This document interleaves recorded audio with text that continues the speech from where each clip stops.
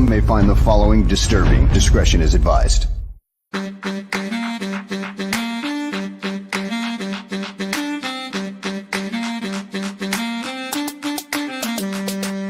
Bears. Because of the way they play the nickel corner here, and the nickel corner plays 88-85% of the snaps. He's got to be like part linebacker. The Bears. When you're in a scouting room, there's going to be differences of opinion. The Bears. Once coaches get involved, of course, they've got their own opinions about what fits best for what they want to do, and that could be drastically different than what the scouts say. Well, you're looking at traits. And remember when he tested very, very well. The Bears. One thing good about Kevin, he's been with two other organizations, as well as being the commissioner of the Big Ten. He's been around. The Bears. With Greg Olson, Jerry didn't want to get rid of him. I didn't want to get rid of him. Nobody wanted to get rid of him. One guy wanted to get rid of him, Mike Martz, because Mike Martz didn't know what the hell to do with him. We tried to talk Lovey out of hiring Mike Martz for a month and a half. He's playing zone, but number one, he doesn't get enough depth with the drop. But who the hell's giving away? How many times does a 305, 310-pound defensive tackle drop into coverage, especially in a key situation? The Bears. Greg, why are teams wrong on quarterback evaluation so often? Number one, it's a hard position to evaluate. There's probably not as many real good quarterback evaluators as there needs to be. The Bears. The Bears. The Bears.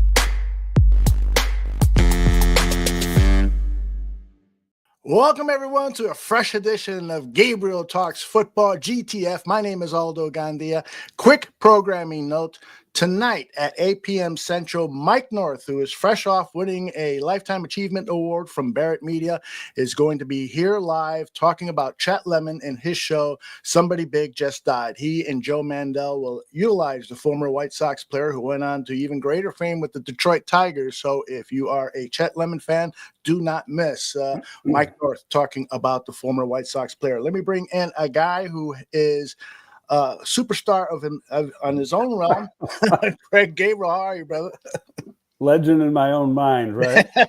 Exactly. How was your weekend? Real good. How about yours? Mine was great. Mother's Day, all that stuff with kids and running around and getting exhausted. It was fantastic. Yeah, that's the way Mother's Day is. I went out my wife wanted some ice cream last night. So there's an Oberweis right up the street, right? Oh, nice. So I go in there. Now, it's not too bad, but there's a big line if you wanted to go through the drive-thru. It had to be 10 cars. So I said, well, I'll go inside. It wasn't that bad. Maybe 5 people in front of me. Within 5 minutes, there was 40 more people in the store. Holy cow. It was crazy. And I'll take Mama out to get some ice cream. Yeah, that's what typically happens on weekends. Well, we have got a lot to talk about today regarding the Chicago Bears, and you have brought on a very, very special guest, and I can't wait to hear you guys talk about football, and then I'll jump in with a question or two. Well, I'll let you do the introduction. How about that? We might talk about food just as much football because this guy can do some serious cooking. Yes, we got Shane Riordan, formerly a longtime producer and a friend of mine at The Score. I know when I did stuff at the Score, like a fill-in guy or an analyst, Shane was always really, really good to me. And he knows probably more of a baseball guy than a football guy, but he knows a lot about a lot of sports. Hi, guys. And he's a badass too. Look at him. No, Aldo, it's not that. I just have a beard and I'm wearing a t-shirt. That's all that it is, brother. Don't forget the tattoos. Well, I mean, that was a choice, but when I first met Shane I talked to him on the phone, but I go down to the Score and I meet him, and there's this big dude, looks like he, goes to the gym 5-6 times a week, and he's got his long beard and the tats. I'm going, I can't fuck around with this guy. Well, for someone who was in the locker room with Olin Kreutz, Greg, then I'm very glad that you'd say that about me, because I had those same thoughts about Olin. Yeah. Did you ever hear the story about Olin kicking Greg out of the locker room? Yeah, many times. No, he just every time I'd go down to lift, I'd always go down between 4 and 4:30. And he's the guy that literally first guy in the building, last guy to leave. So he's one of the last guys there. I'm going to go lift. And all of a sudden I hear somebody yell, Gabriel, get the fuck out of my weight room. I love that story. I love that story. Oh, So man, he's the why don't best. we talk football first? You guys take it away. I'll be backstage collecting questions from people in chat, and then I'll jump in a little while. Sounds good. So what you up to, man? Greg, literally nothing. I'm sitting here, and the majority of my time I spend just sitting here, and I take the dog for a walk, and I do I'm not cooking it, not nearly enough as I should be, but the majority of the time I'm just sitting here, Greg. Well, that brought up an interesting question because I was thinking about it just earlier. Yeah. You had this place, you were out like in the semi-burbs, right? Where you had a backyard and everything? Yeah, like super West Logan. Yeah. Okay. So then the next thing I know, you're downtown, you're in a high rise, and Yeah. you got a smoker and a couple other, a grill, and what's the other thing you got? A A Blackstone. Yeah. And so how do you do that? Or can't So you? I gave the Blackstone to Tanny because I knew he would use it. So Tanny is the Blackstone.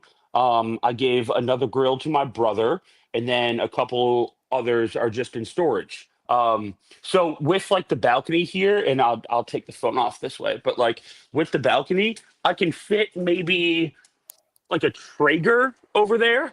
We can do like come back in. We can do like electric smoking, but that's all I can do. So I'm kind of limited to that. And then there is propane grills in like the common area of the building. Right. So I can still do that, but it's for sure an adjustment. But when I was still at the Score, it was a 20-minute walk to the station, as opposed Right. to getting on a bus or walking a mile to the train and then taking the train for 40 minutes to the station. So it's a nice change for sure. But do you like it that you can't? Because I know how much you liked No, I doing the don't. food stuff. Yeah, no, I liked having all my options for sure. But I think a lot of life is about change and adversity and adjusting, right? So I am just doing that. Yeah. What's next on the menu, or don't you know yet? I've got a pork tenderloin that's about to go bad in like 2 days in the fridge, so I might do that. But also like with all this time, I kind of just want to go to the store and just see what hits and see what I want to make. Mhm. I shop very like European, where I go to the store when I want something as opposed to buying groceries. And my girlfriend is very different. She likes to have a fridge full with stuff and a pantry full. But I'm very European, where I like to just go and see what I want and then cook from there. See, you're like, that's what I'm like. I'd rather, my wife gives me these big lists. I say, I don't want a big list. No. Give me 2 days worth. Yeah. I'll get Yeah. that. and then- I mean, what do we have to do? Like go every day, like go at 11 a.m. every day and just see what sticks out. hear And shop the sales. That's the way I like to do it. But I should have rephrased that. What's next on the work menu? Or don't you know? Or are you working on something? Or Yeah. I'm working on something. Nothing I can really talk about right now, but Okay. I'm definitely working on something, and something will pop off soon. And the thing with the Score is, I love that place to death, and I think my Instagram or my Twitter post said it pretty clearly. But I will reiterate that since I was a kid, there was nothing that I wanted to do more than work there, and I did it. And I did so many different jobs there, and I kind of just I hit my ceiling. Right. Sometimes you have to know when to walk away, and I should have walked away maybe a little bit sooner, but I walked away when I did, and that's the way it is. And I will love that place. I've got nothing bad to say about anybody there. I will love that place until for the rest of me working in media. It was a great place to learn and grow. I ran out of space, you know? No, I hear you. Things Yeah. change. Yeah. Yeah. Yeah, they do. But we're on to something new, and I'll relax for a few weeks, and then we'll see what happens. So I know you're a huge White Sox fan. Yeah. But if I'm a baseball fan, I grew up a Yankee fan because I lived in Buffalo, New York. Buffalo, New York was Yankee territory. So then when I came here, became more Cubs and Sox. But this is a football show. So What year did you move to Chicago? Because that would 01. inform. I came here June 13th, 01, the day after Jerry got announced. And you were a Cub fan in 2001? No, I everybody in the building was a Cub fan at Hallis, and so it's like you got and Jerry had a friend. Actually, he was a guy he used to work for. Ran the ticket office. His name was Maloney, and he was a coach. Used to be a coach. Yeah. And Jerry worked with him years and years and years ago at Syracuse. So this guy would take care of us with tickets too. Sure. So he would take care of you with tickets, but I had Reuben Brown when I was on the score. I had Reuben Brown on. Another Buffalo guy. Another Buffalo. Oh, you're talking about Cub tickets, but that sparked a Reuben Brown story in my head. He was on the station. Oh, God, I put him on in it might have been like 2023, 2024. And he tells this story about George McCaskey when he was still in the ticket office. And Reuben coming from, I think it might have been Buffalo. Yeah, it was the right? Bills. It was the Bills. For Buffalo and the Bears. So he used to get so many tickets when he was in Buffalo. And then he came to the Bears. And it was like his first game. And he had a bunch of family coming in. And he went down to the ticket office. And he was looking for like 10 or 15 tickets. And George was in there. And he's like, no, you get 2. Or something like that. And Reuben just went off. And I think Olin was the one to pull Reuben off of trying to fight George for not giving him enough tickets. It's funny because when I got here, I go down there and I see, okay, I meet George, and George is the ticket guy. Yeah. And I'm always going to want tickets if friends are coming to town or whatever. Yeah, of course. So right off the bat, I said, you got to make this guy your best friend. And so that's the way I worked it. And ever since, anything I ever wanted from George, I got. Yeah. Okay. All right. I mean, I love the guy. He's always been really nice to me. He's a great guy. He's, maybe not the best owner, but a really good guy. But speaking of tickets, that story from Reuben really stuck out. No, I love Reuben. Known Reuben a long time. Been on his bike ride, not only here, but in Buffalo. Yeah. And in fact, my younger sister used to go on it, but she doesn't ride anymore. But he's just a marvelous dude. And, now I was in Buffalo, I'm going to say 6-7 years ago, and I hadn't seen Reuben in a couple years. And, Reuben was like 315, 320 last time I saw him. So I'm in this place called Mother's Bakery, which was one of the places I used to hang out. And there's this tall, lean, black guy with his back to me. And I go, this guy looks like he works out pretty good. It turns around and it's Reuben. And I go, like, what happened to you? Half of you's gone, man. He lost a ton of weight. He looks great. But this, like I said, it was probably 5-6 years ago. Yeah. Yeah. I love that guy. He was always so good to me when I was trying to book guests and stuff. And yeah, I know he will be in the future, but I love that guy. Oh, super guy. So what'd you think of we'll go the whole thing. Yeah. The coaching staff, the draft, free agency, being a guy who was in sports media where you had to talk about this stuff all the time. Yeah. I think I think the offensive line they built is going to be maybe the smartest offensive line room in football, right? I think blitz pickups are going to be no problem. I trust Dennis Allen more than I've trusted any defensive coordinator since Vic Fangio. And I mean, they should have done more with him, I think, and it should have done more to bring him back or keep him. But Dennis Allen, I think, is going to scheme this defense in a way that, although I think Matt Eberflus was a phenomenal defensive mind, I think Dennis Allen's going to do a much better job than he ever did with the people that they have. And it's rare that in an introductory press conference that you bring up a backup, not a backup, but the number 2 cornerback like he did with Kyler. And it's rare that they give a number 2 cornerback the extension that they gave him when they did. So I am very, very, very confident that he knows what he's doing with both Jalen and Kyler. But more so, as a Bears fan and someone who was covering the Bears for a while, and I still will, but I've never felt this kind of confidence, right? I don't know how you feel, but I've never felt confidence in every member of the coaching staff the way that I feel confidence in this one. You don't feel that as a Bears fan. We've never felt going into a season like we've won the offseason before as Bears fans, but we won the offseason in terms of free agency and the draft. Like Colston Loveland, he's going to be a weapon. He's better than Sam Laporta, in my opinion. And people can say what they want to say about Cole Kmet, and maybe Cole's a number 2 now, and Colston will be a number 1. We won't know. I won't know until both these guys take a snap. But I just never felt more confident than I feel right now. How do you feel?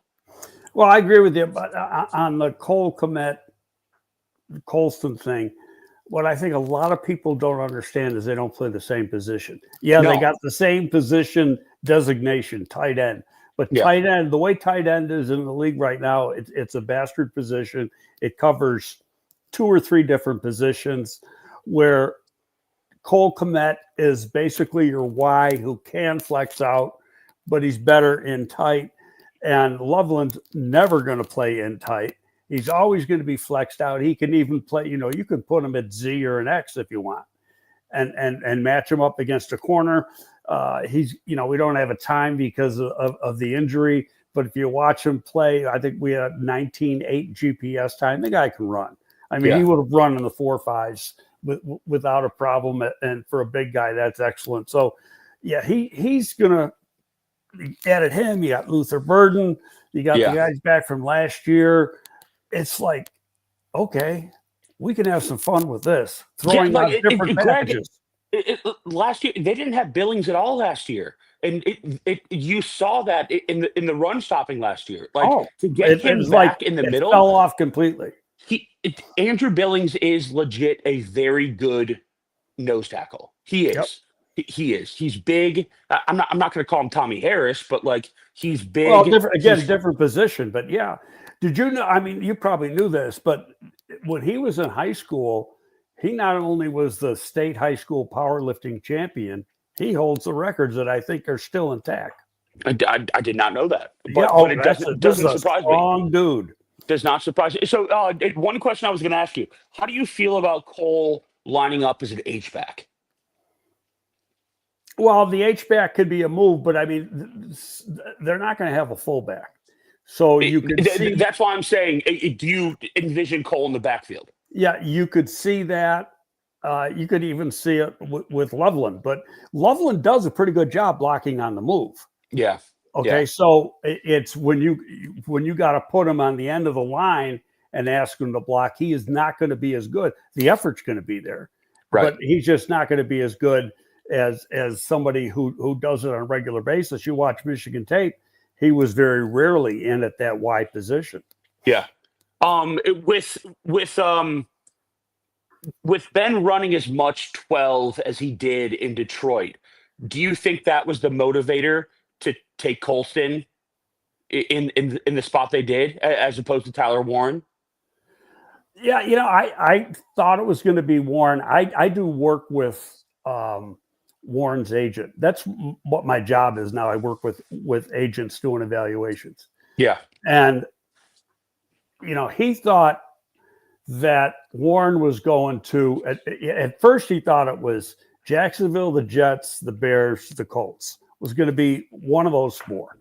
And then a few days before the draft, he told me it's not going to be Jacksonville. So Jets, the Bears, the Colts. and I liked him and Loveland. The only thing that scared me about Loveland was the surgery that he had. Yeah. Now, they said he had an AC reconstruction. I've had a couple shoulder surgeries, and I never heard of an AC reconstruction. And so I called up a friend of mine who was an orthopedic. I go, what is this? And he said, well, he goes, is it a quarterback? I wouldn't tell him who the player was. Yeah. And he said, a quarterback? I said, no. He goes, good. I wouldn't recommend it for a quarterback. He goes, but it's a 6-month rehab, and that's exactly what Loveland said. He had it done in January. 6 months, he's going to be good to go. And you watch him, his flexibility, range of motion is perfect. It's 100% now. So now it's just getting the strength back. But he said he's going to have a better shoulder now than he had before with this thing. It's just a new way they do. When I had a shoulder separation, they pinned it the first time, and then they did a resection the second time. That was 50 years ago. They don't do that anymore. Right. So it's a more modern, easier way to do it, and better for the player, and he's going to be fine. But because of that, not knowing that much, I thought that's the question mark on him. If you don't know where he's going to be, but obviously the medical team, when they looked at him at the combine and stuff, they thought, no, he's good to go. But I it was funny because I was talking to Ballard, who I talked to a lot. Yeah. I'm going to say a week before the draft. I thought for sure he was taking Loveland. I mean, coming out of that conversation, wasn't a doubt in my mind that that's the guy he wanted. So the Bears take him, and who does he take? He takes the other guy. He takes Warren. So isn't it so different? Like the thoughts of people who are actually doing the drafts and then like draft analysts, because everyone thought it was Tyler Warren in the media world, right, as the first tight end off the board. And then I'm watching tape of, like, in practice in rookie minicamp, Mason Graham. It looks like me playing, looks like me in an NFL camp. Like, he looks absolutely horrible. But he like threw up the first day. Yes, he's so out of shape. Exactly. I mean, he's not even moving quickly. He can't hit a corner. He can't push down a goddamn bag. But everything we heard leading into the draft was, hey, Mason Graham is it. You want Mason Graham. Like, do anything you can to get Mason Graham. And typical Cleveland Browns move, they take Mason Graham, and he looks like a child. Yeah. No, I agree. I saw that, and I said, how can you let himself get into that bad condition? Yeah. He looks horrible. I mean, I don't know who his agent is, but these agents know that, hey, you got to start performing from day one. Once you do your pro day, you can't stop working out. No, but he did. He stopped working out and he just started eating donuts is what he did. He looks like a goddamn child. Well, hey, they got to deal with it. But do you agree that, I mean, you were running bear scouting for a long time and you've seen tons of draft boards, but do you agree that this is the most confident that you felt about a draft that they have done in a while? Yeah, I liked it.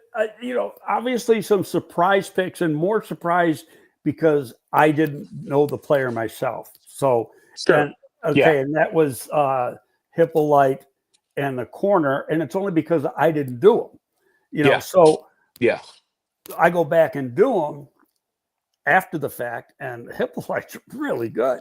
Yeah, it was like I'm watching really the tape, and after I'm done like with 3 games. And I go like, why wasn't he at the combine? Yeah.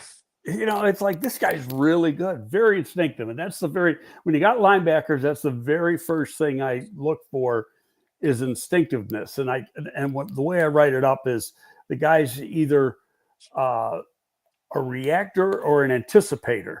Yeah. An anticipator means he's got real good instincts. He knows where it's going before the guy with the ball knows where it's going, where a reactor has to see it and then move. And sometimes you're a step late getting to the play. Well, this guy's an anticipator. Yeah, he's going to go sideline to sideline, no problem. And I hate that people are comping him to Jack Sanborn because I think he's a much better athlete than Jack Sanborn. Well, Josh was a 4.75 guy.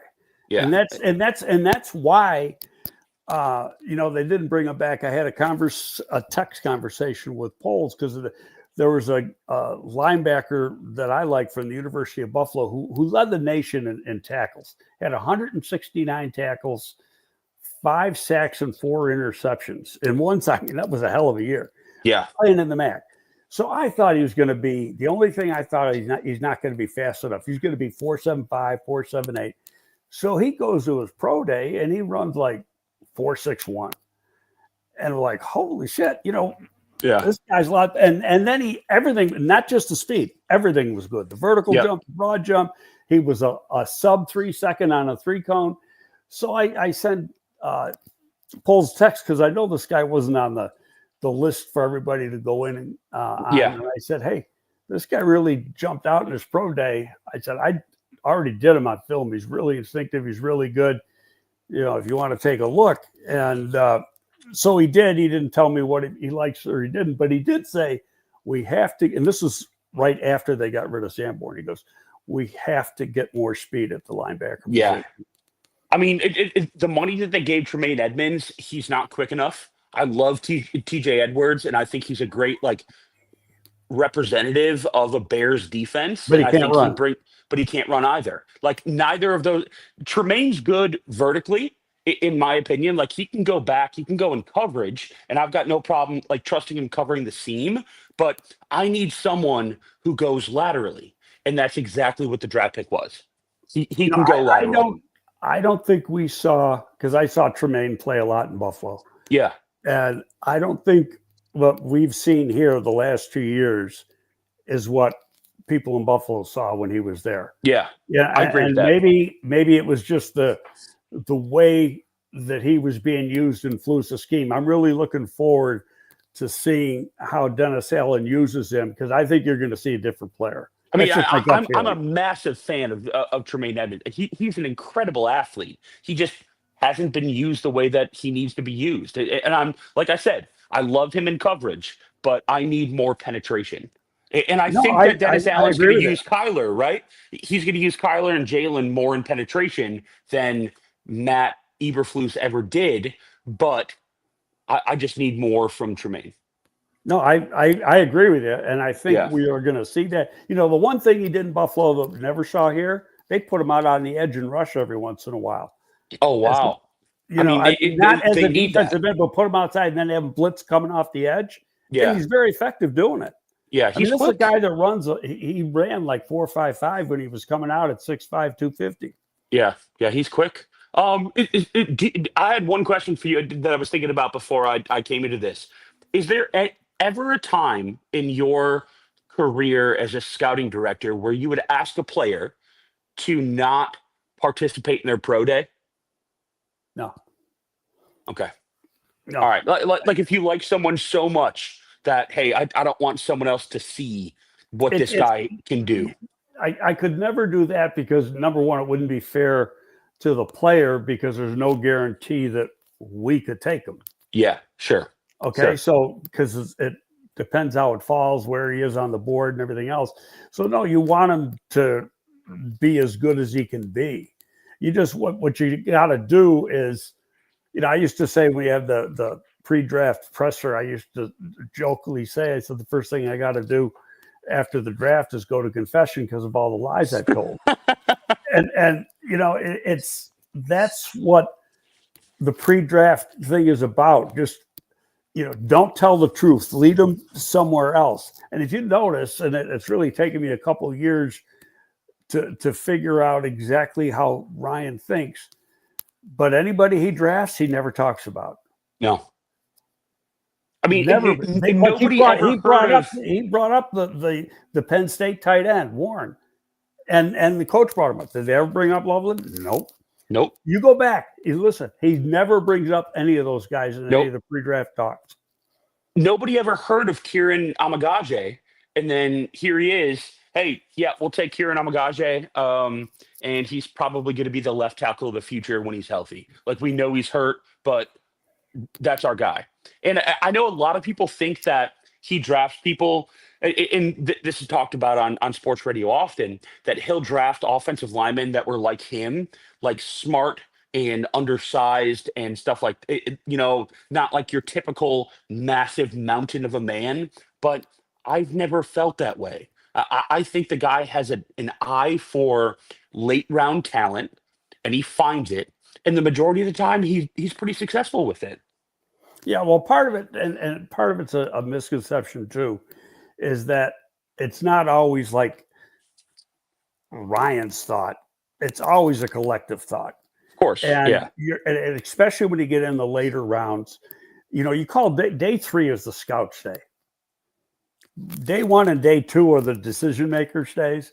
yeah, But on day 3, you're not spending as much time. Now, what Ryan has done, like he brought in Newsom. Some of these Yeah. guys, they all came in on 30 visits. We never found out about it. And Newsom was another guy I had mentioned to him. And I told him, I said, I got I moved him up after I watched the Ohio State game. I moved him up to a low day 2, not knowing that he had short arms because I didn't have the measurables. I knew he played at 315 for Michigan State, but he was 301 in the spring, and he was a left tackle at Holy Cross. And you watch the Holy Cross tape, and he was pretty good left tackle against FCS competition. But when he goes to the Big Ten, never played guard before, he was really good. yeah. And another guy, how did he not go to the combine? Because he went out to East West and he dominated. And they played him a lot at center, and he'd never been a center before in his life. Yeah. Yeah. It's just, I trust the guy, and I know that's like odd to trust Bears leadership right now, but I trust the guy more than I've trusted, I don't know, anyone that's been in Bears leadership outside of Lovey. I loved Lovey, as most people did, but I just trust him, and that's an odd feeling to feel. Like, I cannot wait to be sitting on my couch on a Sunday or at a bar or at the game and be excited about what the Bears are going to do in that game, because I've never felt that kind of confidence before. It is great. Lots of people enjoying the conversation in our chat room. They've got some questions for you guys. Squeegee asks, so does Trapillo start at left tackle now, or is there more the coaches need to see? This is a softball for you guys. In my opinion, it's, first of all, he hasn't played on the left side since 2022. So now he's got to feel comfortable playing on that. And being that he's done it before, that's not going to be that difficult. And he seems that he has the motivation to do all the work that's needed. But I'm not going to count out Amagaji. Amagaji is a physical freak. And so, he's 6'6", he's 325 pounds, and he, real long arms and moves extremely well.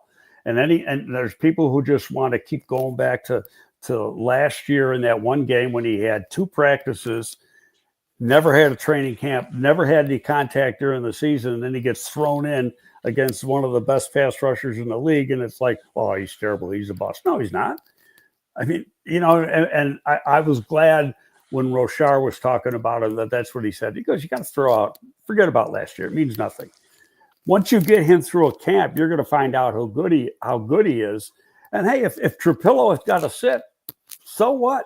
The Eagles drafted a guy in the high part of the second round a couple years ago. They had all their starters. Now he's a starting center because Kelsey retired. And they're not missing a beat. There's nothing wrong with that. And we've seen the way injuries have occurred with this team on the offensive line the last couple of years. You've got to have quality depth. Yeah, I'm with Greg that it is likely Kieran Amagaje, who is the opening day week 1 left tackle. I'm thinking baseball terms, week 1 left tackle. But when's the last time the Bears played 5 offensive linemen for 17 games or 16 games? Never. When's the last time any NFL team has played 5 offensive linemen for 16 or 17 games? Never. I'll tell you one right now. Buffalo the last 2 years. Oh, really? Only 5, Greg? I think they've had one starter miss one game in the last 2 seasons. Wow. All right, so that's not 5. That's 6 then. So you're just supporting my theory. That's 6, not 5. I think that Trapillo will play games this year, but it's not going to be starting week 1 at left tackle. Kieran Amagaje didn't get a goddamn snap that was worth anything last year because he was hurt. You can't learn when you're hurt because you can't go up against talent. He will Right. be the week one left tackle, and I think he'll secure that job because If I you're a don't wide receiver or running back and you different. miss training camp, you can make up for it Yes, because of what they different. do at practice. If you're an offensive lineman and you miss training camp, it's all over. Done. The Done. season's done. I think he's a stud, and I think he will be a left or right tackle for the next 12, 13 years for the Bears if he wants to be. I was really impressed with his press conference over the weekend where he talked about how much time he's been putting into playing the left tackle position. Essentially, after the season was over, he started training at the left tackle position. He said, just to remind my muscle memory about what it's like to be at that position. And so he steps in during a mini camp and he's starting to take reps, and he looks pretty polished based on the little bit of video that was out there. So hopefully he can make that transition to left tackle, even if it might be as a swing tackle in the 2025 season. Greg, I see you smirking somehow. What's in that mind of yours? No, because I saw a video on X where they were, I don't know if it was in team or they're doing some one-on-one. It must have been in some team, but he's going against somebody and he was literally blocking him and the guy was trying to put a move on him. And I'm going, the league better not see that. You're not supposed to have any contact. It's true. Once again, it's contact, no pads. As long as they don't have the pads on, then you can just call it a fight or something like that. I love it. We got some more questions here I'd love to get to. Let's see. Levante has a question for Shane. Are there any benefits in getting into the content creation industry? What are some of the disadvantages? Levante sounds like he's thinking about starting a podcast, and he's doing the right thing, asking experts what it's like and so forth. Shane, what do you think? My answer to that is just do it. Do whatever you want and find a way for things to catch on. I'm not a great person to ask that question because I've always had a platform that does it for me, and now I'm in a world where I don't have that platform. So I'm thinking the same thing, Levante. I'm thinking, what are the benefits of doing my own thing as opposed to latching on to somebody else? But I've always been in a world where I just do something and then someone puts the content out there for me. But if so I'll talk about it as a producer.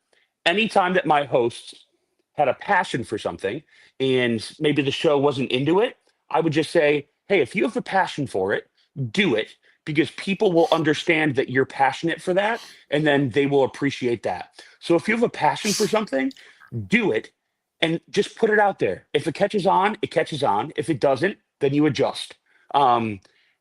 Just do what you want to do because the internet is so vast right now and it's kind of diluted. But if you're passionate for something, then people will understand your passion and they'll latch on. That's a great I got one response. question for Shane that I actually saw last week, and I want to know if it was real or whatever. Yeah. So you put a picture on X. You probably know what question is coming. You got the Pope's cell number. Yeah, I have it. So that's a real one, right? Yes, yeah. That's cool. That's actually his cell phone. Yeah. Wow. Yeah. You're going straight to heaven, dude. Hope so. Hopefully not soon, although, but I hope so. All I know is he's a White Sox fan. Nobody's ever said anything about the Bears yet. I'm trying to find that out. Yeah, he'll say something soon. Yeah. Oh, great. I love it. This guy's got real insider information. Squeegee wants to know, did rookie minicamp change your opinion of who makes the 53? Again, Squeegee, that's a difficult question to answer, but I will ask you guys, I'll reinterpret the question and put it this way. Was there anything about rookie camp, based on the reports, anything you've seen or heard, that really took your attention and something we could talk about? No, because it's really basic fundamental stuff. Mm-hmm. It's not real football. And so, guys are eager to impress, and you see that. You want to see what kind of condition they're in, what are they able to do, how quickly can they learn and retain. That's what's really more important about a rookie minicamp. Mm-hmm. Now, these guys didn't go home. They're back to work today, starting with the veterans, and Monday, Tuesday, Wednesday, Thursday this week, they're out on the field with them. But then it's another week and a half before they can literally go offense versus defense when the OTAs start. But no, you just got to let it run its course. Rookies got to be rookies, and they're going to make mistakes, and they are, in learning everything that's gone on, they're a month behind the veterans. Veterans started 4 weeks ago. Everything is new to those guys too. So they got to play catch up. And that's not an easy thing to do, because they throw so much at you on every day. Any particular day, they throw so much at you. Yeah, I think, Greg, like we were talking about Mason Graham, that stands out to me, and someone who doesn't show up ready. But I haven't seen anything from Bears rookie minicamp that has said, oh, damn, that guy really stood out. I don't care. And I know that might be taboo to say, but I don't care about these kids running around in shorts and T-shirts. And I can't tell what kind of football player they're going to be unless they look horrible like Mason Graham did. Yeah. So I legit do not care. I just care if you show up. If you show up, you're participating, great. But I don't care what they look like. Yeah, I asked people in the chat what they had concerns about and what were they confident about. And here's some of the responses where Mr. Shorty from the Bears Country Productions says he's confident that Zay Frazier would become a game changer one day. He's concerned, though, that Frazier is already 25 years old. Do you guys have the same concern? Who cares? Who cares how old he is? Well, the age doesn't matter. He can run. To me, it's well, he's got to get a little stronger, but he'll do that. Yeah. But is he ready to do? He can do what Allen likes to do a lot, and that's play press. But you get him in other coverages. Again, just looking what I saw on tape, he's not as good when he's in off. He's not as good when he's in zone as he is in press. So if you limit him to press in certain nickel or dime packages, that's fine. But it's going to take him a while to get accustomed. I don't think, it's way too early to say he's going to beat out any of the guys ahead of him right now. Right now you got to look at him, where he was drafted, what his background is that he's going to be like the fourth or fifth corner. Mm-hmm. Greg, where are you at on Jaquan Brisker? Where do I want him? No. Where are you at on him as someone who should be here, or do you just cut ties with Jaquan? Because that dude is a second round pick. He's too good when he plays. It's like, what's going on Greg, upstairs? He's more vocal on Twitter than I ever was. Like at my worst, he's still more vocal than I ever was. Yeah. Now, has he been that way in the last 3 weeks? Yes. Yeah. Okay, Yeah. When you were in your position, do you tell a coach to tell him to shut the hell up? Well, like some of the stuff that was going on last year, all the different podcasts and all that, and there was stuff. I mean, even at your station, where they were saying stuff that I thought, you talking about Jalen? Jalen or any of the other guys are just saying too much. And if I'm Johnson, I'm saying, no, we aren't doing that. Well, these guys care about their own brand right now more than they care about the team. Is that fair to say? Yeah, I think that's fair to say, but whose fault is that? That started at the top with the head coach. I think that was an Eberflus thing. Yeah. Yeah, the head coach allowed that. You got to have a head coach who cuts the head off of that right away.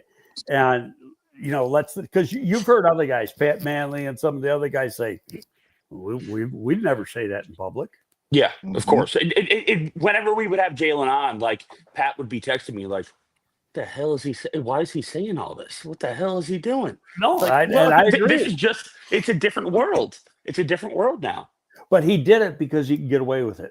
There was going to be no repercussions. Okay. Yeah, I get that. That's my take anyway. Okay. And so if you got a guy, like I like what Ben said on his opening presser when he said, "Get comfortable being uncomfortable." Yep, of course. So that's like the whole key, because it's a different ball game right now. Well, it's interesting to hear Richard Hightower, the special teams coach, on Sunday talk about the coaching staff, and he particularly pointed out that you don't mess around with Ben Johnson. He's got an edge to him. He can change his personality when something needs to be stressed. He does it in a very, very convincing way. I'm paraphrasing what Hightower said, but it was further indication that the culture of this team is already changing, and there's going to be responsibility. Shane, I'm with you regarding Brisker. His conduct on social media raises eyebrows almost every other post that he sends out there. I got to go back and look at it, because yeah, you do. Greg, you're on Twitter all the time. Yeah, I know, but I don't. He's too busy fighting. You're responding to guys who have 20 followers. You've seen Jaquan Brisker's tweets. That's funny. They come up. I mean, I could open up my phone right now, and there'd be 1,000 tweets that have missed. I mean, you got to find them. Yeah, just learn from me, Greg. Just stop responding to the guys that have 20 followers. It got me in trouble. It's not gotten you in trouble, but it's going to be better for your mental health if you just stop. By the way, Shane, you got anything to say, Lions fans who are constantly crashing our show and saying things like the Bears don't have good leaders, culture is not strong? You want to take care of this one, Shane?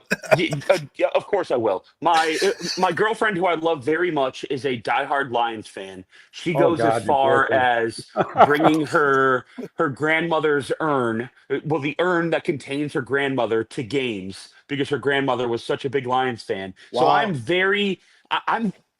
I'm in Lions culture. I understand Lions fans, and I respect the hell out of them.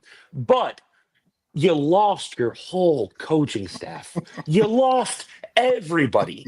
That being said, I've talked to a couple Lions players over the last month that have echoed that you don't mess with Ben Johnson. He can be your best friend, but if you cross him, you're screwed.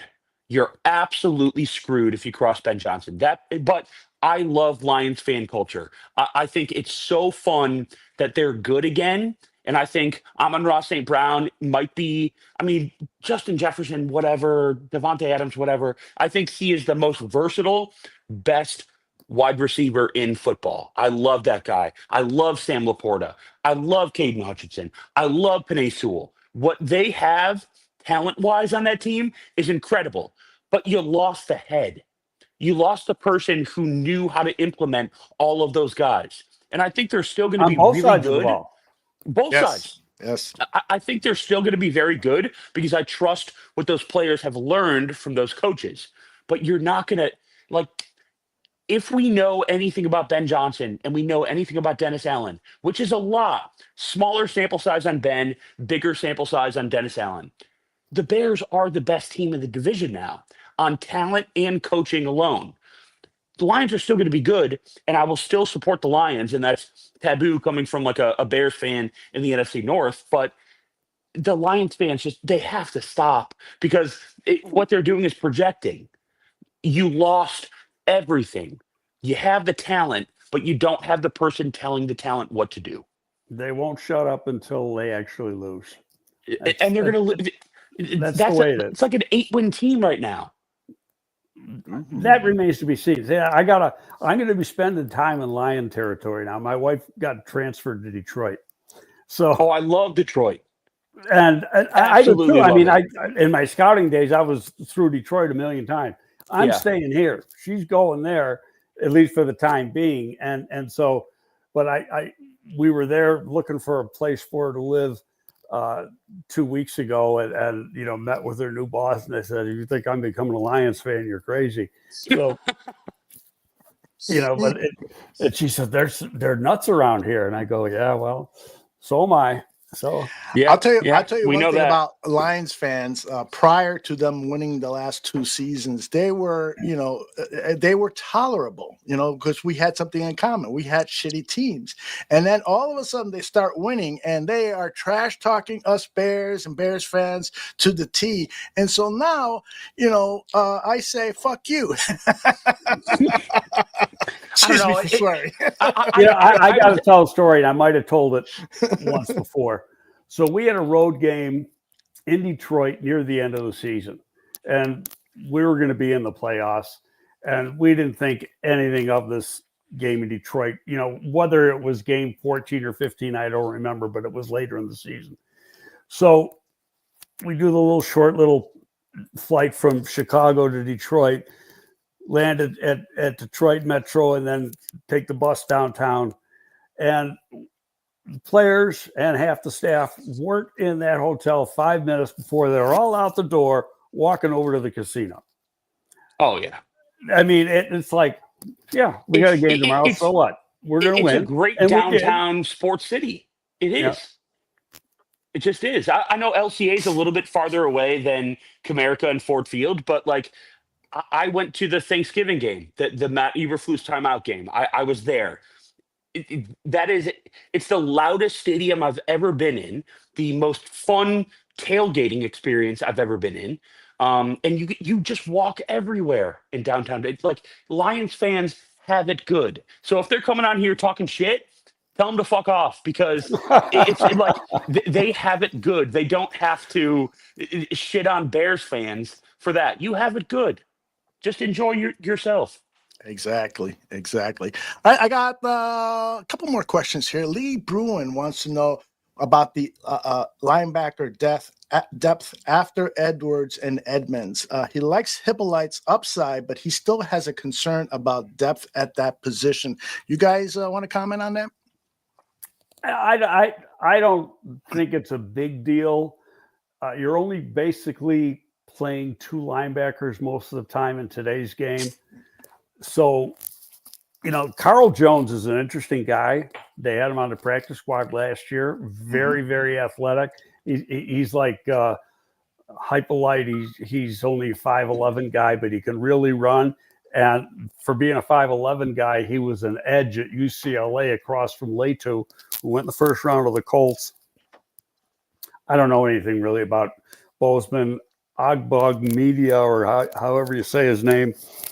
Good special teams I think you player. crushed that. Yeah. Ogbong. Yeah, I think that's it. And Nice. Noel Sewell, the jury's out on him. But, in recent years, they've only kept 5. I'm going to assume that's probably going to be the number.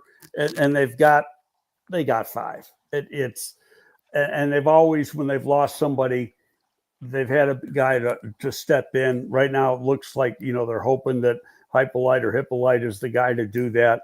But yeah, I think they're fine. Yeah, I think I'm waiting for cuts, and I think they might add a vet, just someone who's a cap cut or a roster cut, and then just bring him in. But I'm all like Greg. I'm a big fan of Carl Jones Jr. Very good. George has a question regarding the nose tackle. Will they sign or trade for a nose tackle to back up Billings so they don't get run over like the Arizona game? And he says, thank you to you and Shane, Greg. I think they answered that in the draft, because Turner's going to be playing some nose. He's not your typical 320-pound nose. And Allen cut the head off on the one thing. A lot of people thought he was going to go out and play some edge. And he said, no, he's a defensive tackle right now. And until he learns that really well, and he emphasized both positions, both the nose and the 3, he goes, that's what he is. And you watch him on tape, and he might have played at 290 to 295 during the year, but you don't see anybody push him around. He's the guy who gets penetration. Real strong, explosive guy. And I'm still waiting on Zach Pickens, Craig. Yep, he's a disappointment. He's got to shit or get off the pot this year. Yeah. Where are you on Javon Dexter? I like him, and now excuse me, he's probably lost his starting job.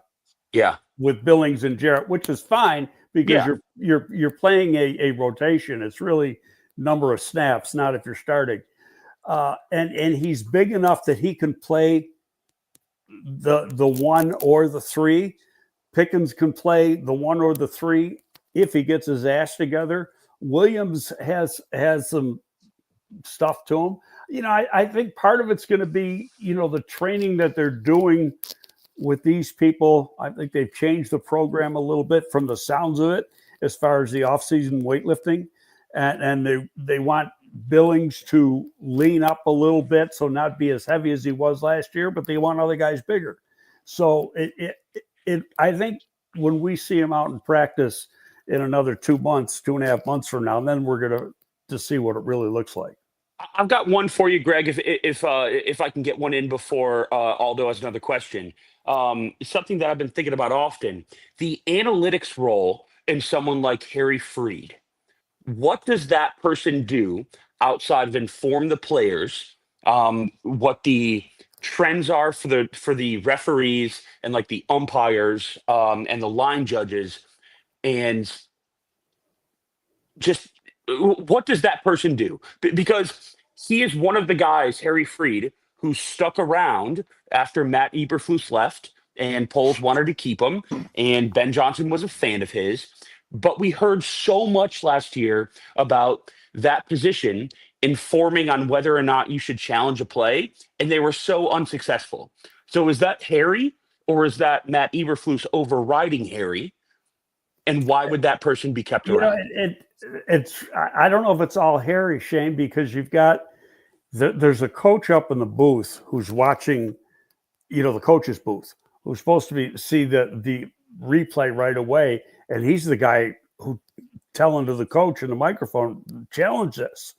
So and he now Freed may be up there too. I don't know where he is on game day.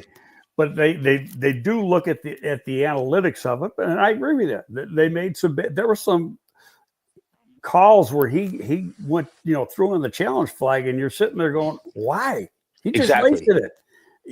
And who that's on, I don't know, because it's how they got the process set up in the coaching box, and its communication with the head coach on the field. Okay. All right. Something I've always been curious about. Shane, a question for you that I have is you started at the Score as an intern. And so how many years total were you there? Well, I started, my first paid gig was a place called Total Traffic Network, where I went to Cubs and White Sox games pretty much every single day and strung audio, post-game audio, pre-game audio, to stations that were within the network but couldn't afford to send a reporter, so they just paid me less because I was local. And then I worked at WGN for 2.5, 3 years. I worked as Dean Richards, executive producer. I produced Blackhawks games, stuff like that. And then I went to the Score as an intern, like way before that, but paid from WGN in July of 2016 during the Cubs run. And my first job was to cut highlights and run the board for Cubs games. And I was there cutting highlights on the night they won the World Series. Just like an incredible experience. So 2016 until April of this year. So 9 years. Well, the reason I ask is, when I watch the Score from home, and I literally mean watch, because I'll have it on the YouTube channel and watching streams of it. And they do these moments during the commercial where they show highlights from past shows. And those are so entertaining because they're great moments in Score history. So I wanted to ask you, do you have a favorite moment from your time at the Score, whether it was funny or insightful or whatever, that you can share with us?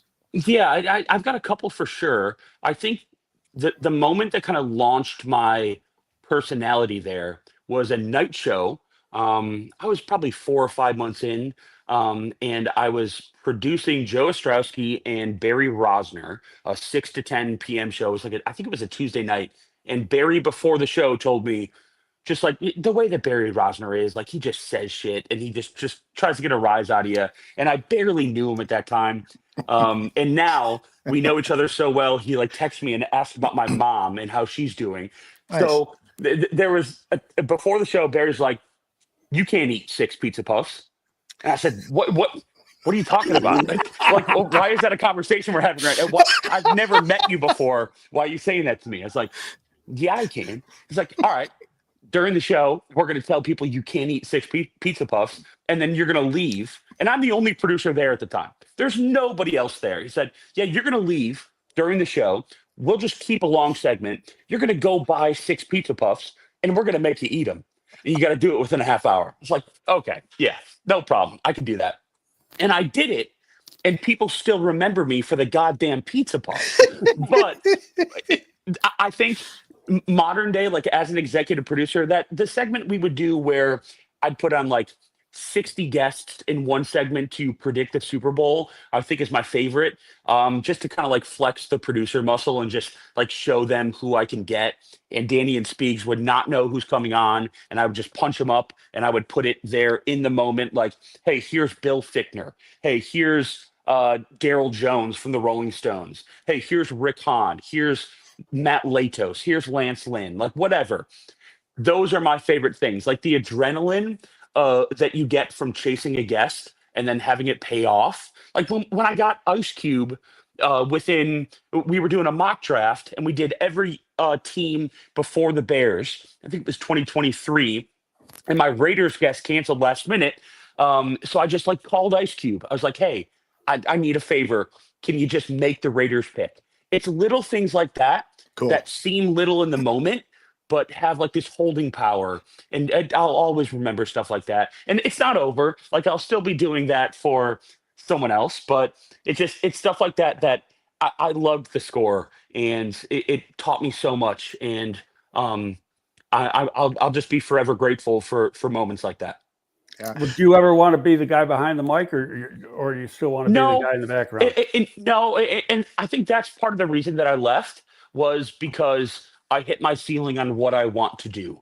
I don't want to be the main person talking for 20 hours a week. Like 5 shows a week, 4 hours a day. Absolutely not. I would rather set the show up, make the content, tell them what to talk about, and then not actually have to talk about it. Only when they need me, that kind of thing.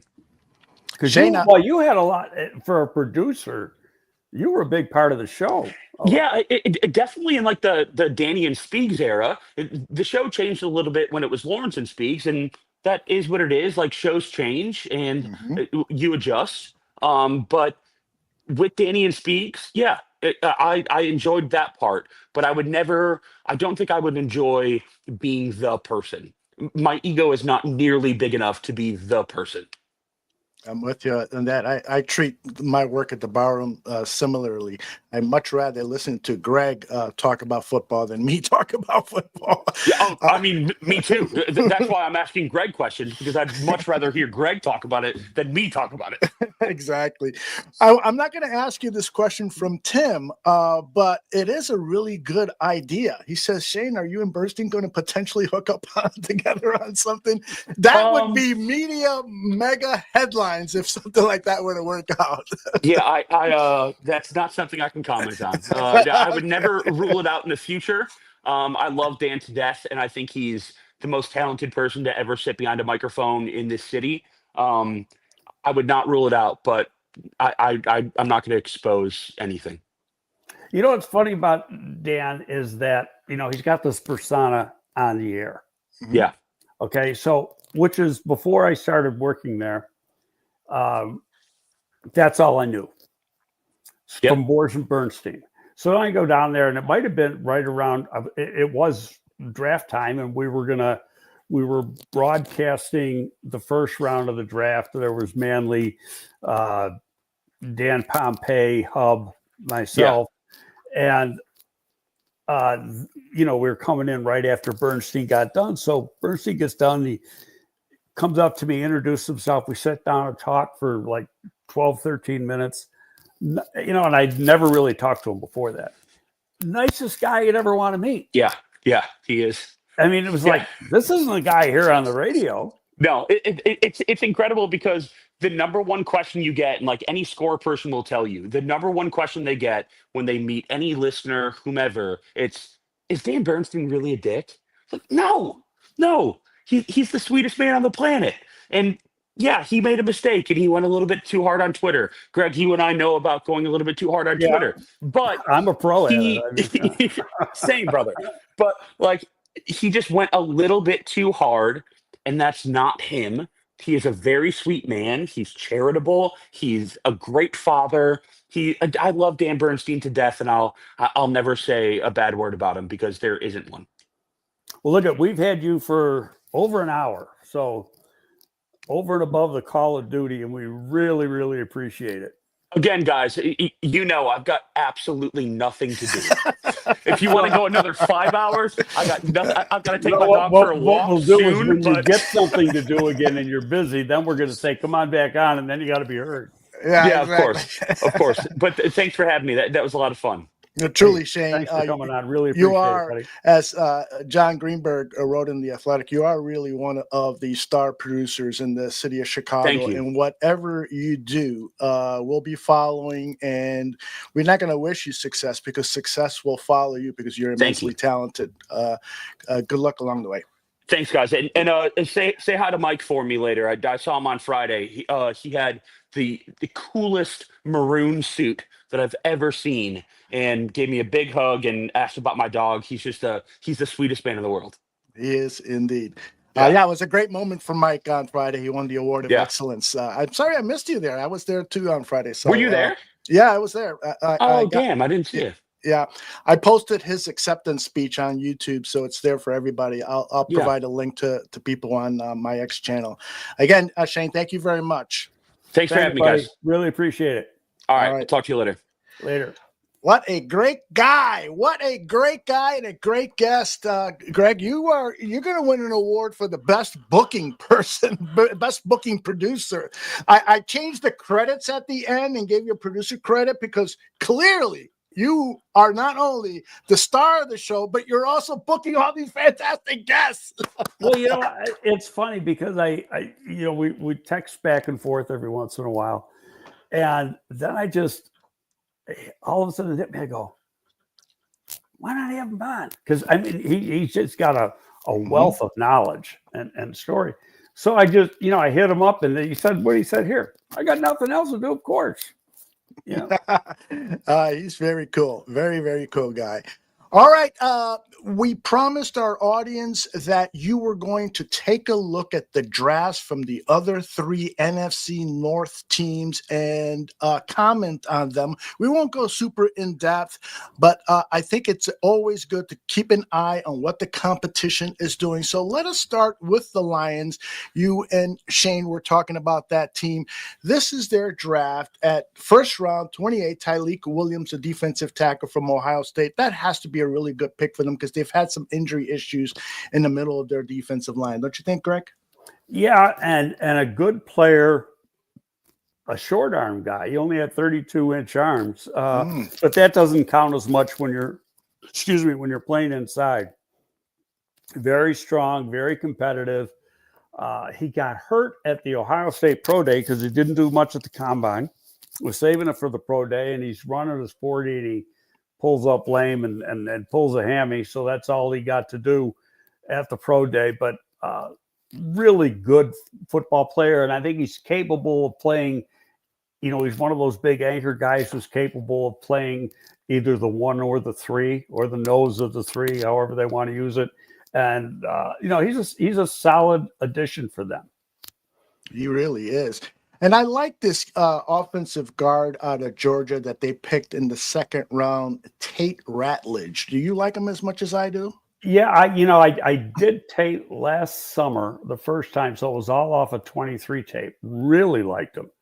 Then this year he got hurt, I'm going to say around the third or fourth game, high ankle sprain, and he had that tightrope surgery. So he probably missed 4 games after that. Mm-hmm. And then he came back and he wasn't 100%, but still played well. And he's just a a solid player. He's tall. He's over 6'5", but he doesn't have the length to play outside and be a tackle. Tough guy, legitimate tough guy. So, he could be, whether he starts this year remains to be seen, but he's going to be in the mix and be a solid football player for him. He's the guy that if you watch the combine, he had the, what the hell do you call it? The haircut. The mullet. Yeah, he had the big mullet. Indeed. Isaac Tesla, I apologize, I misspelled his last name there. It should be AA, not AS at the end. The receiver out of Arkansas, Danny Shimon did a scouting report on him and really liked his physical style of play. Have you had a chance to look at him? Yeah, I did him during the year. Now, he was at a D2 school for a while, Hillsdale College in Michigan, and just dominated that level of comp. And so then he transferred. Now, it's a big jump now going from D2 to Arkansas. Okay. So he's at Arkansas 2 years. Now, his production wasn't that great at Arkansas as far as number of catches, but you just saw him. You saw him do the little things. He was always getting open. He's a big, he's a 6'4" guy that can run. In fact, he ran a lot better than I thought. I thought he might be a 4.52, 4.53 guy, and he runs in the like a full tenth faster in the low 4.4s or something. Very, very athletic guy, explosive guy.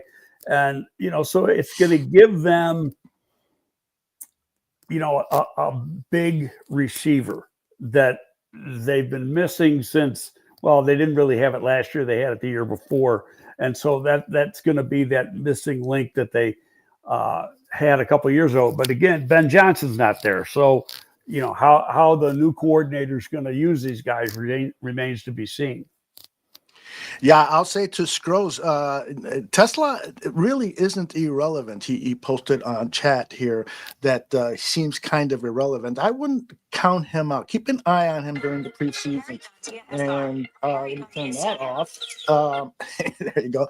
Now, there's day 3, Miles Frazier, Aman Asanian, Dan Jackson, and Dominic Lovett. I know those two guys at the top, Frazier and Frazier is played at LSU, is a pretty good player.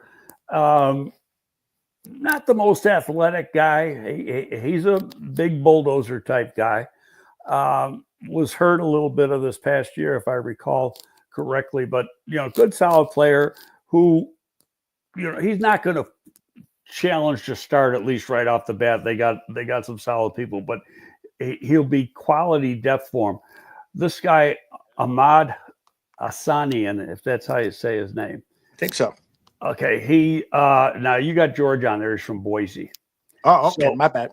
Okay. So I'll give you the history on him. He's only been playing football for like 4 or 5 years. He's from Egypt. He's the first Egyptian NFL player. And he comes over here to play football, and you watch him. He is a wild man on the field. Love his talent. Yeah. I mean, he doesn't have good length to play outside, but he has got a motor that is nonstop.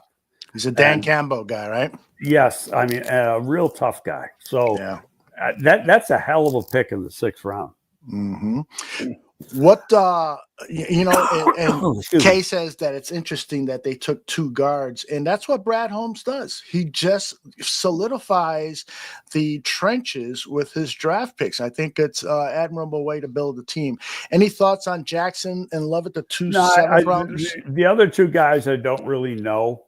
I didn't do anything on them. And when you get down to the 7th round, I mean, you'd see it. There's Bears took 2 guys that were non-combine guys. We used to do that just about every year. We always had 1, usually 2. And that's just good scouting. So those guys that they might have been combine guys, I don't even know. But 2 guys I did not do anything on. Okay. Let's move over to the Green Bay Packers. They started their draft with an excellent wide receiver, maybe the best in this draft, Matthew Golden, with the 23rd pick. Your thoughts? Really good player. The only, if you want to call it a knock, is that He ran real fast. He doesn't play that speed. I mean, he plays like a mid. He ran like 4.3, and he plays like he's a 4.45 guy. Which is still fast, but not like that blazing speed.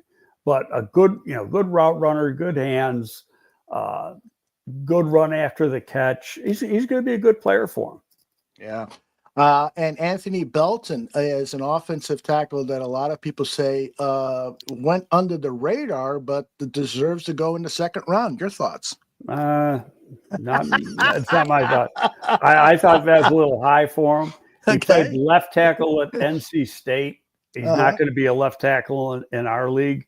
He's probably going to have to play on the right side. They may try him there, and as a rookie, he could be a swing guy. But I think he's more of a right tackle type of player. He just doesn't have that quickness and suddenness that you need a left tackle to have. But he's a big guy who's strong. He's good in the run game.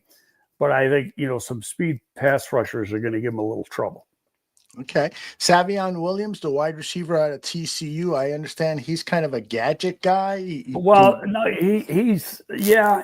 big guy that can run, underutilized. So that's a draft that they're rolling the dice on because of the talent.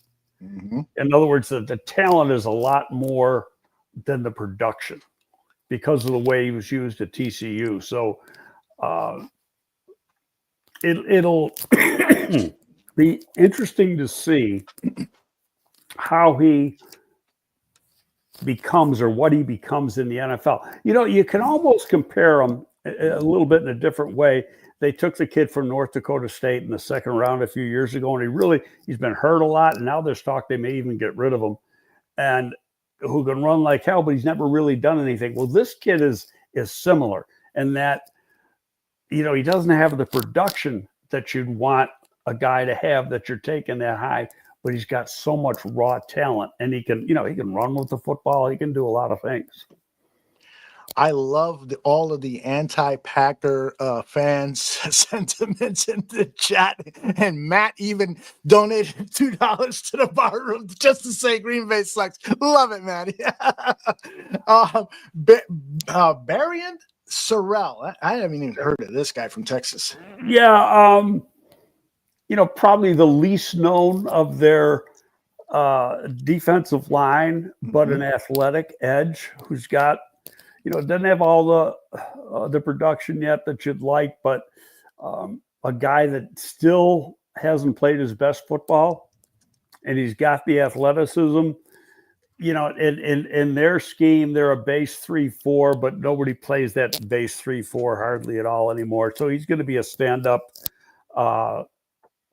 outside backer. Maybe his hand will go in the dirt sometimes, but that's the kind of player. He's not going to be like a 5 technique for him. He's going to be a guy that's going to be rushing the passer. Mm-hmm. Anything on the edge from Oklahoma State? Colin Oliver? The rest of those guys, I don't, except John Williams, who John Williams played left tackle at Cincinnati. He'll be a guard. They drafted him as a guard. He'll be a guard. He's not tall enough to play tackle. I think Cincinnati listed him at 6'5", and he might be 6'4" on a good day. Big brawler, strong guy, but limited athleticism. Okay.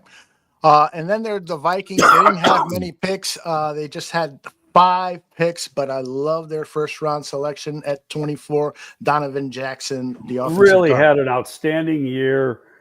Simmons gets hurt, their left tackle, so he's was a 2-year starter at left guard for them and a very good guard, and he has to go out and play tackle, and you're like, they're going to be in trouble. And that's the guy that was like 6'3.5" and goes out and plays tackle and played really, really well. I mean, he looked almost like a natural. So very, very talented. He'll be strictly a guard in the NFL, but he's a guy that could very well come in, and he should, being where he drafted and start as a rookie. Mm-hmm. Ty Felton, the wide receiver out of Maryland. I've heard some good things about him. Yeah. 6'1", 185, so not a real heavy guy. He can run. Maryland has got a bunch of really fast guys. It's like, where the hell they get all these guys that can run? And this has been for the last few years. And they didn't have a great passing game. So this guy, and there's a kid Buffalo took in the 7th round, was the other wide receiver. They didn't have great production, but they didn't have a quarterback worth a damn. Mm-hmm. But this kid's, really fast, good change of direction, good route runner. Catches the ball well, good. Everything about his game is good. I mean, and to get him in the 3rd round, that's a good, solid pick for him. And then there's the day 3 picks, Tyson Ingram Dawkins. I've heard some good things about him too, a defensive lineman from Georgia. He's undersized, so he's more of an outside guy than an inside guy. He's still trying to put it all together. He's an athlete. Not real instinctive. So it's like, he's got to find the ball before he can make the play. Mm-hmm. We were talking about a reactor or an anticipator. He's a reactor, and a big time reactor. He's slow finding the ball, but plays hard and got a lot of athleticism. Kobe King, the linebacker out of Penn State. Overachiever. Okay. Good instincts. Tough guy, makes plays, doesn't have all the physical traits that you'd wish he'd have. Mm-hmm. Kind of like the linebacker we had from Wisconsin that they just let go of and let him, lost him at free agency. That type of player, makes a lot of plays, doesn't have the physical traits that you fall in love with.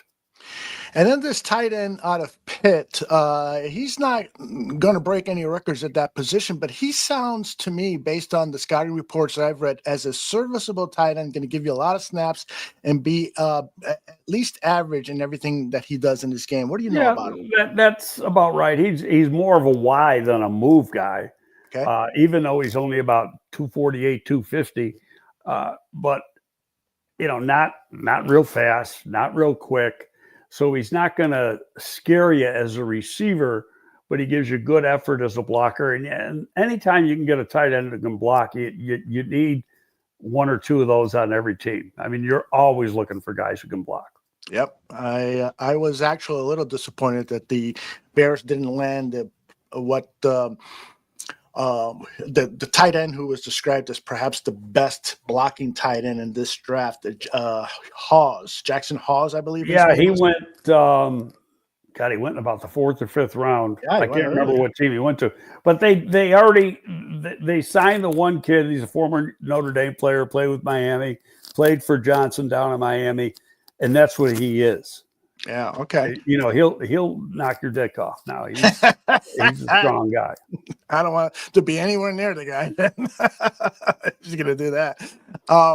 By the way, are you at all concerned about the depth at the tight end position? Because I had a conversation with a friend of mine over the weekend, and he said, outside of Colston Loveland and Cole Kmet, they're weak. If one of those guys gets hurt, it's going to be trouble. And I'm like, no, I don't think so. I don't think that's right. What are your thoughts? What can I tell him? I don't know. The guy, I can't think of his name now. He played at Notre Dame. He's a good, consistent player. It's just that, he's a Y. He does what Ys do, but he can, actually athletically, he's a pretty darn good athlete. Mm-hmm. And if you go back and you look at the tape, he catches the ball. There's nothing he doesn't do well, but he is what he is. He's mostly your backup Y. If you want him, if something happens to Colston, you can have Cole do that move tight end stuff, and this guy can come in as your Y, and he's going to be fine. In fact, he might even be a little better blocker than Kmet. And they played together at Notre Dame. I think at least 1 year was a crossover, maybe 2. One of the Bears bloggers wrote over the weekend that DeMarcus Walker, former Chicago Bear, might be somebody the Bears might be interested in bringing back to add depth on the defensive line. You think that's at all a possibility? No, they said goodbye. So yeah. I don't see that at all. If they were to bring him back, it would be at considerably less than what he was due before they cut he's him. making $7.5 million, something like that. Right. He didn't get any takers in the market. Mhm. Anybody, I think, I don't see anybody getting signed to this team. Not there could be some real cheap guy, but I think through the next month, when the OTAs are over, the off-season program's over, it's who we got right now. Mhm. And then after that, if there's somebody like I'm going on what Pohl said too. He goes, I'm not anticipating signing anybody until camp, if then. He said it about the running back position. I want to see what we have now. So they'll get through this, and then at the end of the OTAs, before the coaches go on vacation, they'll decide, we need one more here, one more there. Okay. That makes sense. I asked people in the chat what were their concerns about the team and what are they confident at. Can I ask you the same thing? Do you have a concern about this team at this moment regarding either the roster or whatever? And what are you confident about? I don't have any concerns. I'm not particularly confident either, only because we haven't seen them. Right. And we're not going to see him until the first preseason game. And I might not even be here for that. That might be, I think that's my granddaughter's big going off to college party. Nice. But I'll see the game. I just might not see it live. But I think the advantage when the schedule comes out, especially the first week, they're going to have a huge schematic advantage, especially on the offensive side. You got years and years of what Dennis Allen's done. So they know pretty much what he's going to do. But Johnson, you go back and you go, I threw off the Detroit playbook. We're going to have a whole new one here based on the guys we got here. And I mean, obviously there's going to be some stuff similar, but the advantage he's going to have going into that first game is they don't know what the hell the Bears are going to do. Yeah. They'll study Detroit and see what he tried to get an idea for how he called plays in certain situations, but how they're going to line up and stuff and how he's going to use people, he isn't going to show that in the preseason. That's a lock. And they'll do it on the practice field, but not in the games. You'll see basic football in the games. And then, it'll be all new once the game one starts. And I think that'll really help them in that opening game. Maddie with another $5 volunteer tip there. And he is talking about the 7th round draft pick, the running back. Manangai. Manangai, thank you. He says he's going to surprise us. He was watching his footwork in practice. Yeah, I think the Pat designer put up some nice clips. And he says, yes, Greg, I know it's only practice, but he looks legit. He is legit. All you got to do is watch the tape. I mean, I've got, real game tape of every game he's played the last 2 years. Mm-hmm. But there is a tape on YouTube that I saw. It's an hour and 22 minutes long. And it may be just about every carry he had 3 years at Rutgers. Mm-hmm. Wow. So if you want to spend an hour and 22 minutes, go. My attention span won't allow that. No, but it's he can run inside, he can run outside. My biggest concern, if it was a concern, was how good is he as a receiver? He didn't get a lot of action targets as a receiver, and he had a drop or two at the combine. Everything I heard from the rookie minicamp is he caught everything. And like any conscientious kid, if you got a weak point, you work on the weak point, and you fix the weak stuff. So, but he was catching the ball really well over the weekend. Still, that's not it's not live football, but he's for a guy that's only 5'8", he's really strong. And you could say it, and I'm not trying to put him in the same category as Genty, but what he is you could say, because he's about not as fast, but the same size. He's a poor man's Genty. He is strong. He, for a little guy, he gets tough. I mean, he's little because he's short. He's not little. He gets tough yards. I mean, he moves. There's a couple runs you see where he's dragging tacklers 5, 6, 7 yards. Real strong lower body. Did you see that tape of Eric Bieniemy coaching up the running backs? I mean, he was not mincing words. Keep your effing eyes up and just yelling and screaming at them. He's a tough coach. Yeah, that's the way he coaches. He's not gonna be Mr. Nice Guy when that's not what he is. You know, and players like that. You know, if some players don't like to be picked on, but if they know that he's trying to make you the best you can be, then they don't mind it. I loved being hard coached when I played football. You know, so it was like, come on, yell at me some more. I'm good. I can handle it. You know, so. And I think I've told you that it got to be a running joke that my coach for a long time on this one team, he used to, like, on Friday, Thursday, he'd start cussing me out just for the hell of it, because it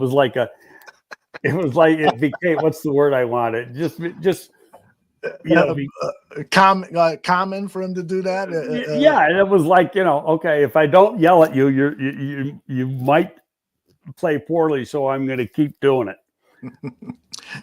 The NFL has announced the first game of the season will be the Eagles hosting the Dallas Cowboys on Thursday, September 4th. We'll be getting more leaks as to what the schedule is looking like.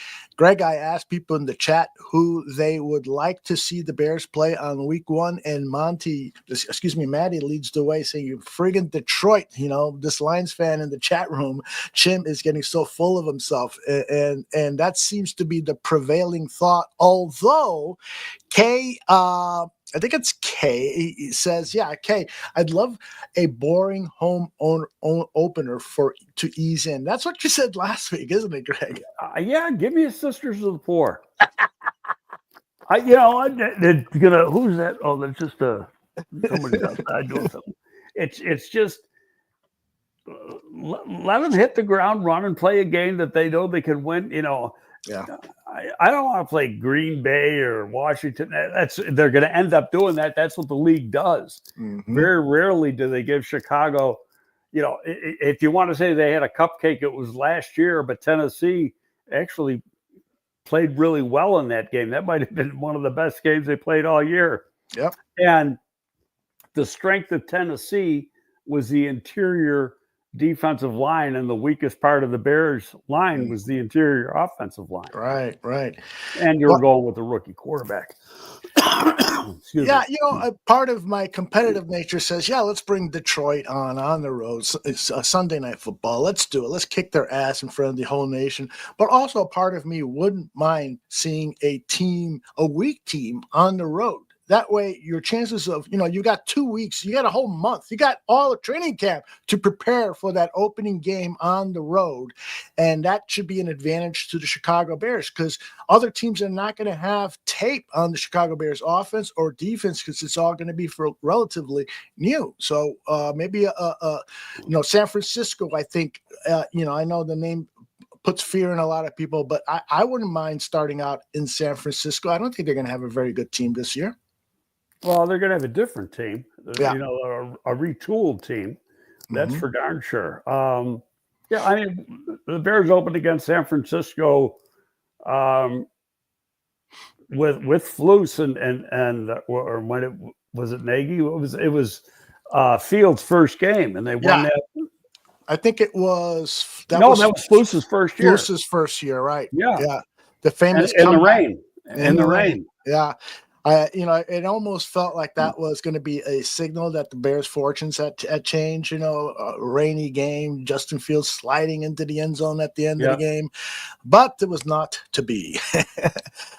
All right, Greg, I think we're going to pull the plug on this one, 1 hour and 34 minutes. And want to really thank Maddie for his donations. Truly appreciate it, and appreciate everyone that's joined us live on the show. We ask that you please press like and give us a thumbs up on YouTube and comment on it and share it with your fellow Bears fans. That would really be very, very helpful.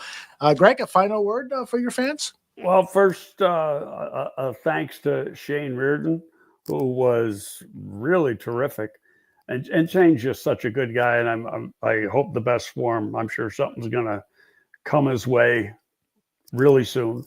Mm-hmm. Yeah, I got the feeling that there's something in the works here. So yeah. We'll see.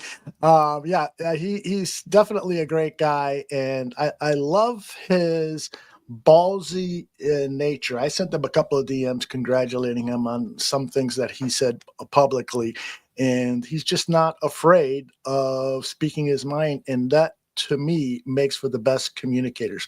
No How matter about what the thing, because I saw it. When did the Pope get elected? On Thursday? Thursday, yeah. I think yeah, Thursday. Okay. So like within 2 hours, he's got a screenshot with the Pope, but it doesn't show the phone number. Uh-huh.